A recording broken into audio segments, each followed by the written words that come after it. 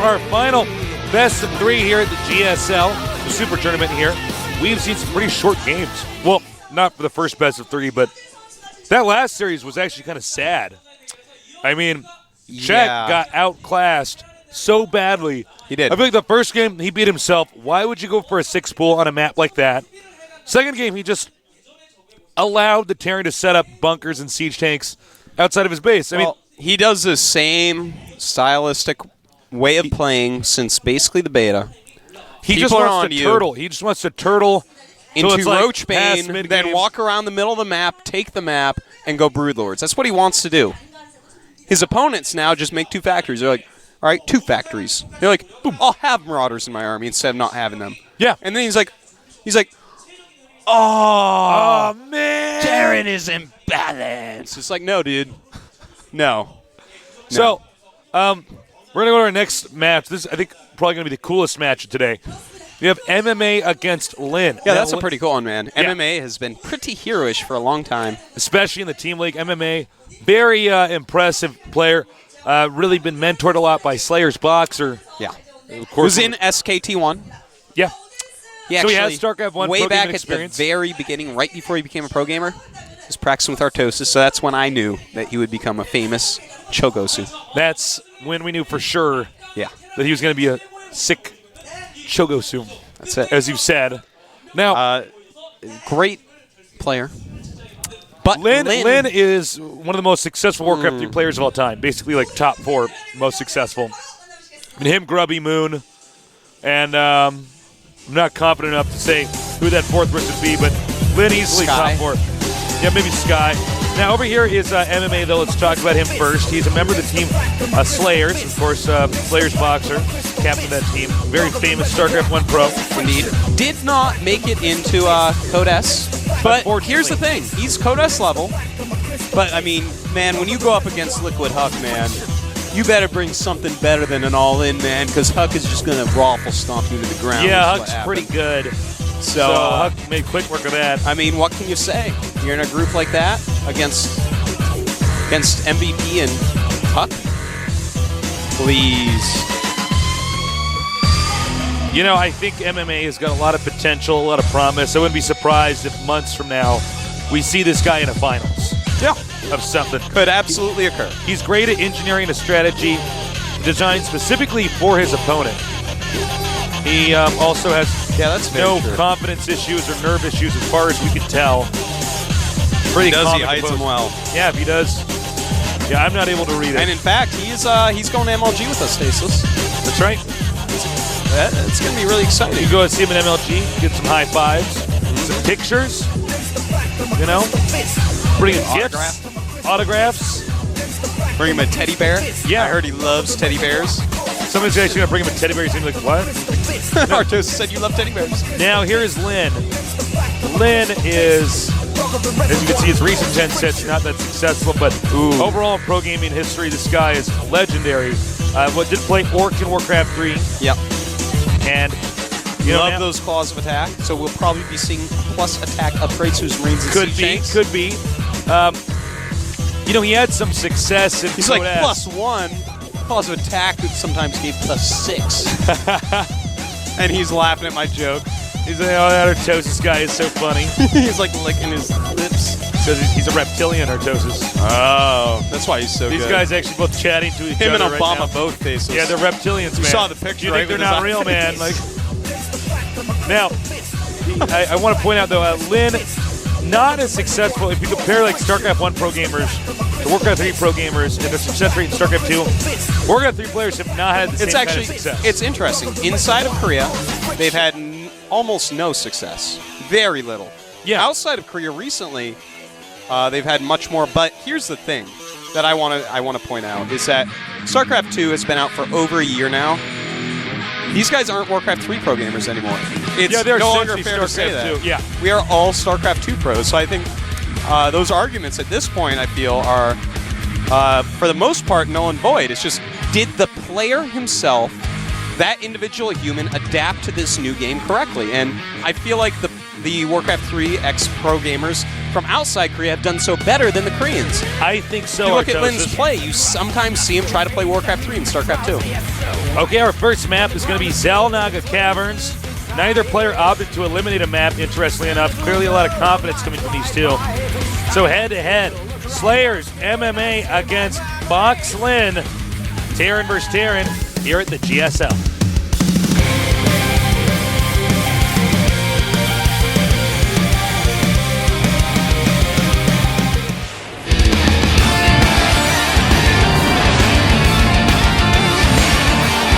Slayers MMA versus Box Lin.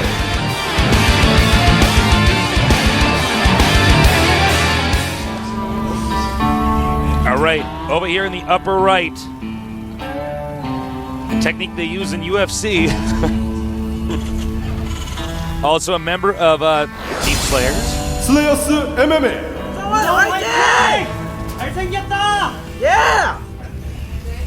Well, there he is. Very handsome young man.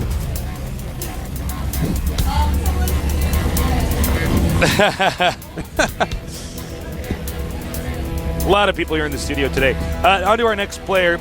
One of the greatest Orc players of all time, next to Grubby from Warcraft 3, now playing Terran in StarCraft 2. Box Lin.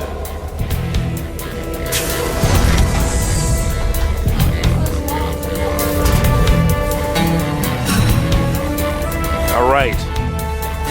The Orc of StarCraft 2. Suck. I was waiting for you to do I that. speak Orc, man. Yeah. I bet you some nerd now is going to actually send you a whole sentence on Twitter in Orc. And I'm going to go to Google Translate and be like, God damn it. Why don't they have Orc? What is this? Well, remember to add us on Twitter. I am Artosis. He is Call Me Tasteless. And also GOM TV. Yeah, add It's us. actually very important because Twitter is awesome when we look at it all the time. Yeah, stop being old. Somebody's like, yeah, but I don't need more stuff broadcasted. I mean, you don't have to tweet and use Twitter. You can just follow live feeds, get news updates. But it's a lot of people in StarCraft have formed these little communities where they all follow each other and chat about the game in Twitter. And Yeah. you too can get into that. Yeah. So go and do that. It's the future. It's the present, and it's the recent past. It's the recent past. Yeah, man. It is now. Well, right now, Lin, he is getting one gas and just pumping some Marines, whereas MMA has already started his command center. I'm really interested to see what he's going to do with this. Obviously, he's going to make a factory. If he makes a tech lab in Marauders, I think I might go insane. Uh-oh. We're going to have to get you some Thorzane. Stop that psychosis. I'd love to see Thorzane in the GSL. Yeah, me too. He's good. Yeah. So it looks like Lin has actually gone for a very interesting build, where he has expanded to his natural and then made his factory. That's actually really cute. I like that. I don't think it's the most optimal or best, but I like it. Now, Lin smartly shuts the front door so that that SCV suit MMA expand? can't get in there. Yes, he will. He does. He knows. He's going to see that bunker and back away. Because 3 Marines and an SCV do not take down a bunker with 4 Marines in it. That is for certain. Not even if they're 3-3, I don't Thank you, think. Count Dracula. Maybe The if they're Count. 3-3. Uh-oh. Lin already falling a little bit behind, losing some extra Marines. And he's actually making a reactor right now. So this is actually really bad, because 3 Marines are coming at him, and he has 2 Marines. The reactor is not even half done, so he is making a Hellion. But these Marines, they turn around, so he's lucky about that. You know, that is always like the most embarrassing thing. That happens to me in PvP sometimes, where he's like, the guy has a Zealot and 3 Stalkers, and I have a Zealot and 2 Stalkers. I'm not making another one, and he's like chasing me home. I'm like, please turn around, please turn around, No, please I've turn heard that around. happen too. I know exactly what you're talking about. You're like, oh man, he's trying to be too safe. He could have actually killed you, and you're like, Like, he makes the right decision, though. So I Yeah, compliment him on that. I'm like, you, sir, are playing safe. Lin is not done. He's moving forward towards MMA. MMA going to send this Marine off to the side to buy more time in case his opponent does decide to chase him down up here to the north. Lin getting revenge. Revenge.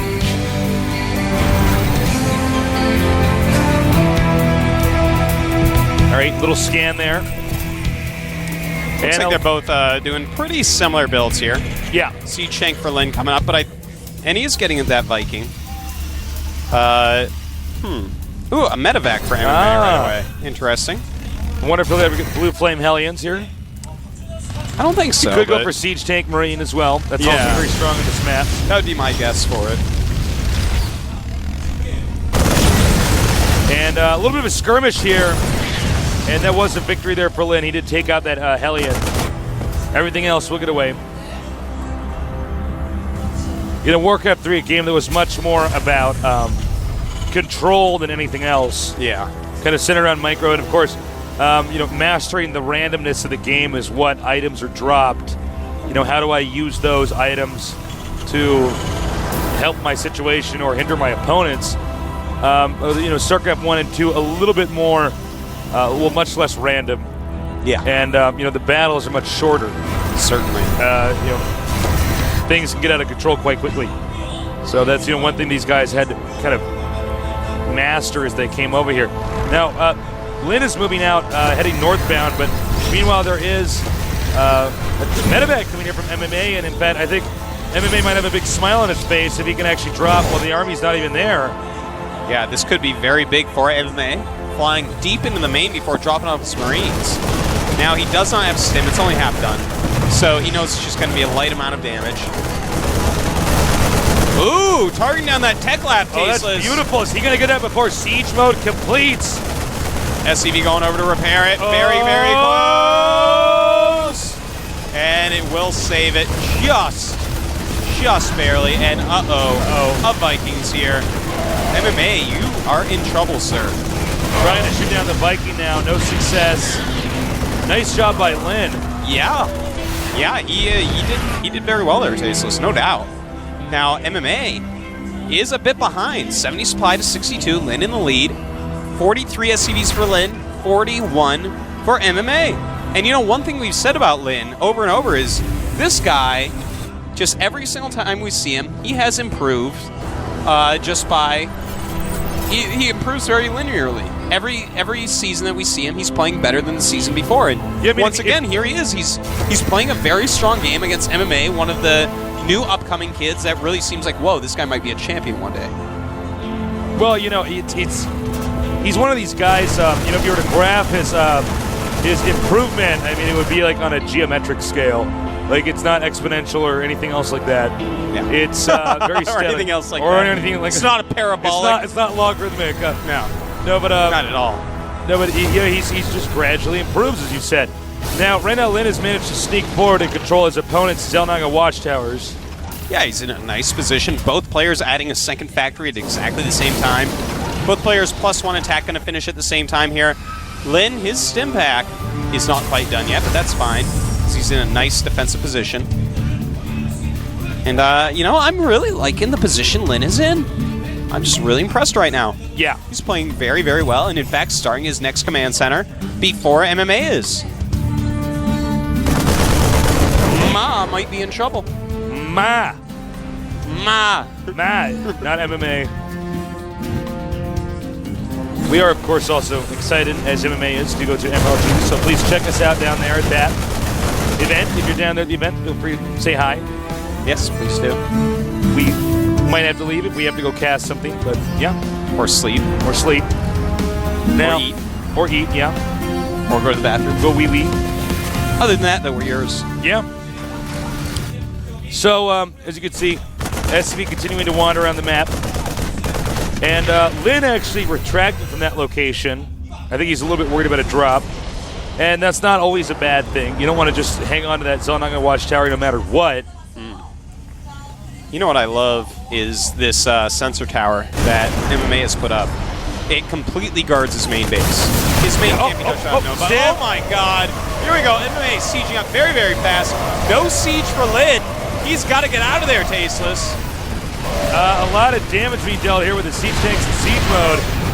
And I don't know why on earth Lin is not retreating. I have no idea. That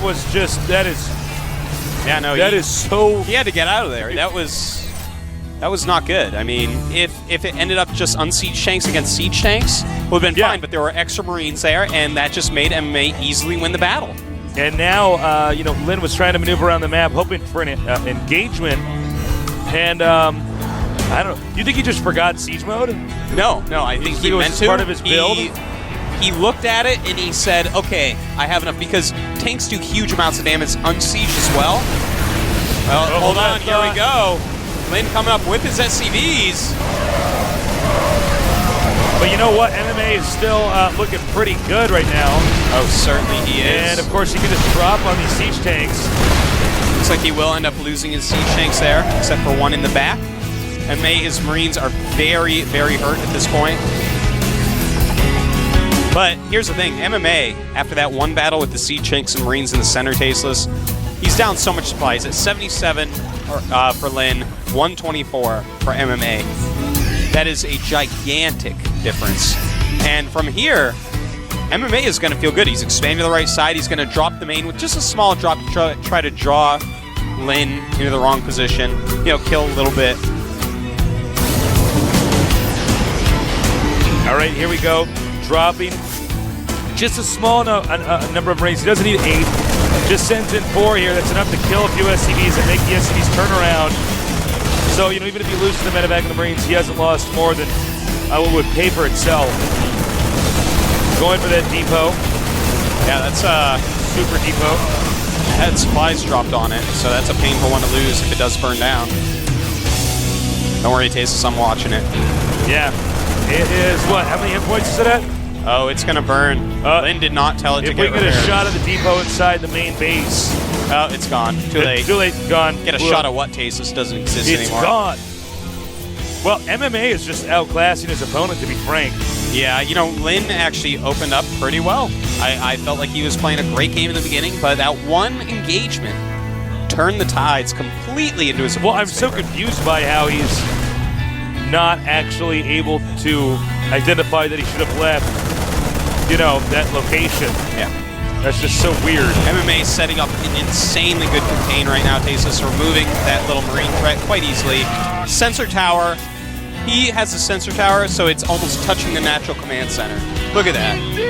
He knows everything. He can actually count the units over there. It's actually insane.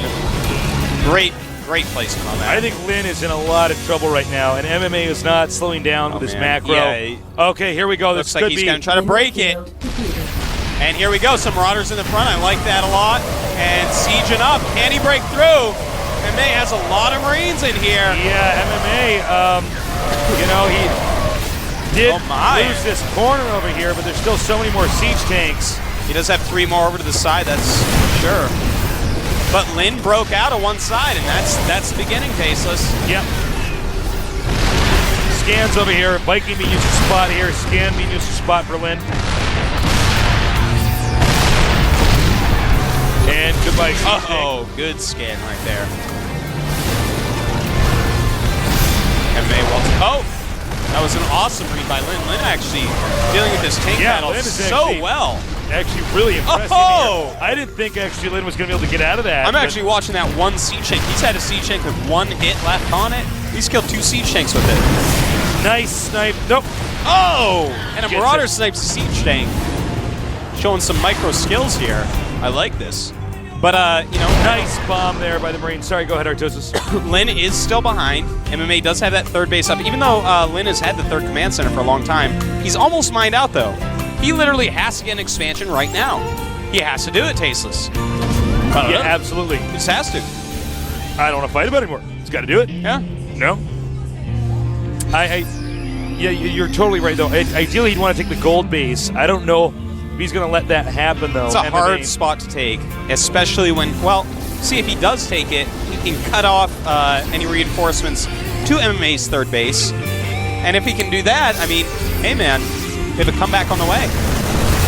Here we go, another engagement. This time Lin smartly sieging up in time. Yep. Using the Viking to drive out the spotting medevac. That one Viking doing a great job this game, Tasteless. He deserves an attaboy. Now he may try to go around here. Yeah, it looks like MMA is walking around, but Lin has more siege tanks. Now it is 8 siege tanks from MMA against 11 siege tanks. Now 12, excuse me. from Lynn. MMA getting into a nice position behind the gold base. And it looks like he can't quite hit a patch, almost though. Meanwhile, Lynn's branched off. Part of his army is actually just heading up to the upper left, up my secret hallway. And now he might be able to push this location over here where the orbital is. This is interesting. I don't know if it's a good idea, though, because that might trigger MMA to just attack with everything at the gold base. And frankly, this location I don't think is that important. This is so interesting. It looks like MMA walking back with a ton of units. Unfortunately, Lynn was not quite quick enough getting up there. The rocks gave. Oh, no. He sees a target by the siege tanks. And it looks like MMA will clean that up easily. You know, it was a good idea, but as soon as he saw MMA get in position, he should have pulled back. Oh, I think we're going to see him send everything. Here we go. Yeah, certainly. And just trying to move forward with his siege a little bit. See if he can't take out those siege tanks. Unfortunately for him, he can't. And that's it, GG. Really nice game there. You know, here's the thing. Lynn made some mistakes. He did. But I feel like he actually played very well. Yeah. Look, Lynn is wiping away his nerd tears. He might have had something in his eye there. Well, that was probably a pretty stressful game for Lynn. You know, he actually almost broke out. I think when he took the gold base, there was nothing that necessitated him trying to go around. You know, but here's the thing. I like that he poked. I don't like that he saw his opponent getting in position, he still went. Now, if he had pulled back, that's the difference between like a godly Terran and a good Terran. Is when you see that, when you start to poke and you're like, this is not a good engagement, and you run. You have to do that. You cannot give away siege tanks and Marines. You can't do it. He actually give away had, siege tanks, you're not going to be as good as you more could be. siege tanks limited than MMA. But then he did that attack. He should have identified that, okay, MMA is turning around. Here's the thing. And just gone back. And especially about Zelnaga Caverns and TVT. You keep repositioning your army. You keep bringing these little pieces of army and repositioning. And eventually you hit this position, there's nothing there. And you're like, there's nothing here. And you siege up in a nice little line. You put your Marines in a nice little spread. And what is your opponent going to do? He's not going to do anything. Not really you're in anything. A great position that he wasn't in. When he's there, don't just siege up. I did like MMA's contain at the start. That was pretty cool. That little contain he had set up. It allowed him enough time to secure that third base. Now, you know, in Terran vs. Terran, you're not always going to have somebody contained forever, but you know, he had that third base long enough that he was able to remake his army. And the thing is, after Lynn broke out, he almost came back. He had the beginnings of a comeback, man. Right. Well, just not the endings. No. Or really the late middlings. No, not even that. Not quite. Not even the early startings, partiallys. I don't know. I got nothing.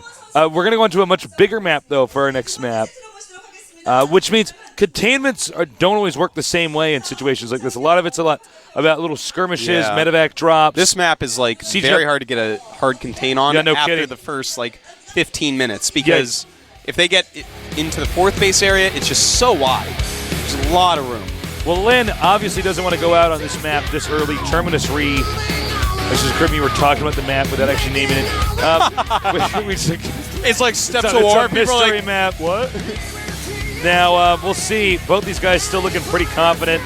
But Lynn definitely, you know, considering his previous success in GSL, staying very high ranked. He obviously does not want to go out this early at the round of 64. He wants that 100 million. Yeah, he wants that money. I can see it in his eyes. He wants it so bad. So let's see if he can pull something together here against a player like MMA.